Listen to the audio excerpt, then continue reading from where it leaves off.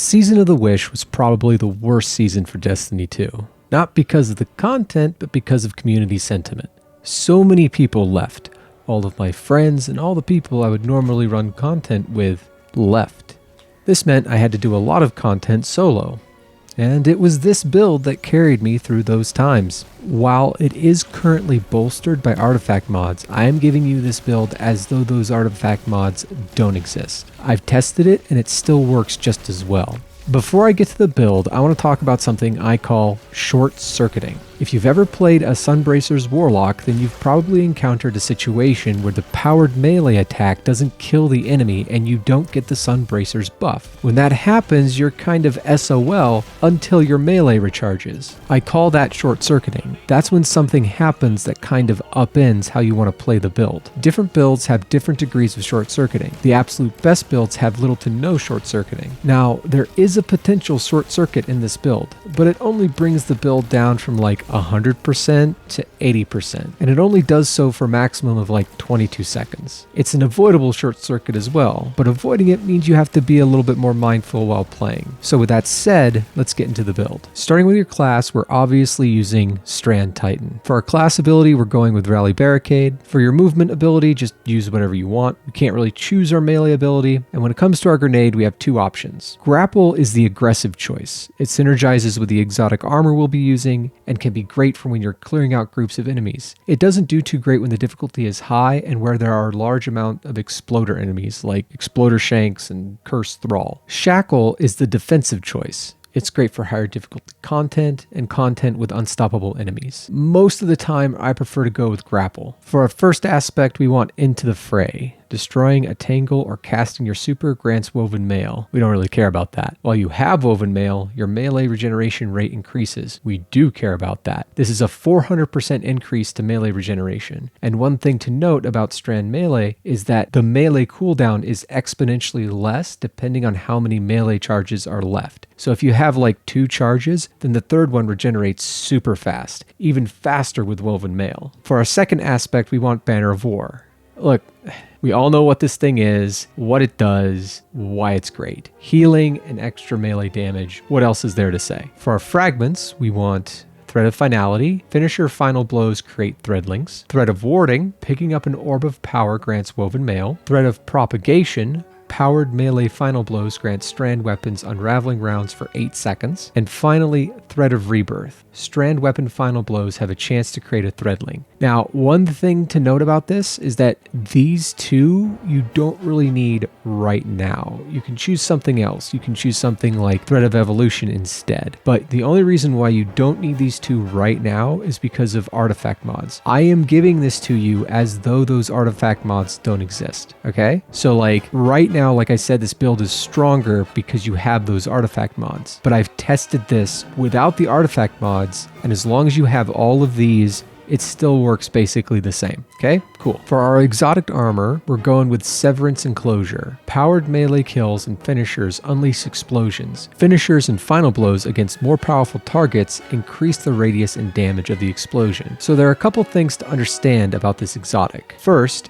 melee kills cause less damaging explosions, but those explosions can chain kills and trigger cascading, but weaker explosions. Second, finisher kills do not cause cascading explosions, but they do cause more damage with that singular explosion. Think of it this way. The explosion that you get from a finisher is 1 tier higher than if you had gotten it with a melee. So like finishing a minor enemy causes an explosion that's around the same level as if you had meleeed an elite enemy. Finishers with Severance Enclosure will spawn threadlings in addition to explosions when you have Thread of Finality equipped. So for our armor mods, we want Harmonic Siphon, Hands-On, and Special Ammo Finder in the helmet, Harmonic Loader, Focusing Strike, and Heavy-Handed in the gauntlets. We want resistance mods in the chest. I personally always recommend Void, Arc, and Concussive. For our legs, we want Harmonic Scavenger, Recuperation, and Stacks on Stacks. And for our class item, we want Reaper, Special Finisher, and Proximity Ward. Our stat priority is Resilience and then Strength. They are both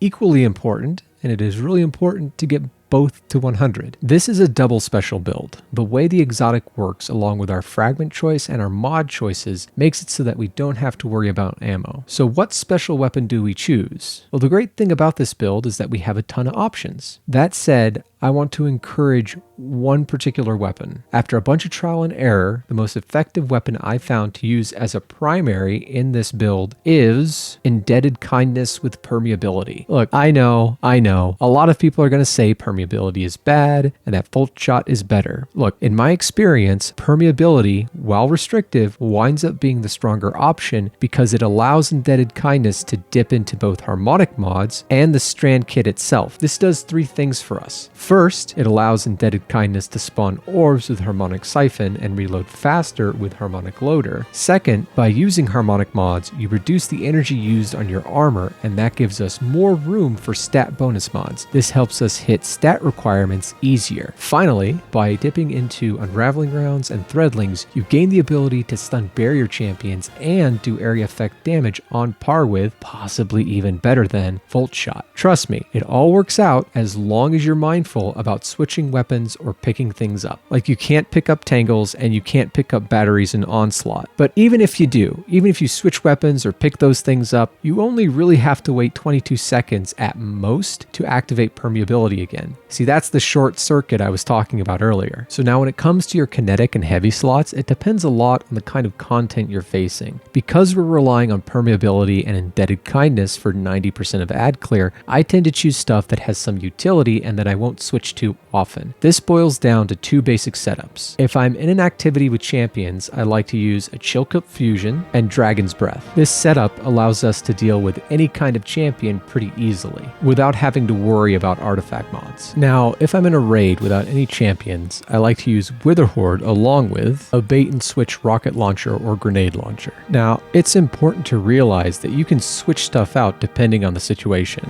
Like if I'm fighting Oryx, I'm using Whisper of the Worm and Supremacy instead of Witherhoard and a grenade launcher. It's just important to remember that Indebted Kindness does so much damage that you'll only be switching to other weapons under special circumstances. Okay, how does this build work? So the first thing I do is I pop my class ability while my permeability Indebted Kindness is out to switch it to Strand. Next, I assess whether or not I can go up and punch the enemy. Is it a Cursed Thrall? No punching. If it's something I can punch, I either do a powered melee attack or grapple attack. One of 2 things happens. Either the enemy dies and explodes and I get an orb, or it becomes finishable. If it dies from the initial melee hit, then Indebted Kindness gets Unraveling Rounds and the orb spawned gives me Woven Mail. If it doesn't die from the initial powered melee hit, then it's either severed or unraveled and likely becomes finishable. So I finish it to spawn an explosion and some Threadlings. If it isn't finishable, even after all that, I shoot it until I can kill it with a powerful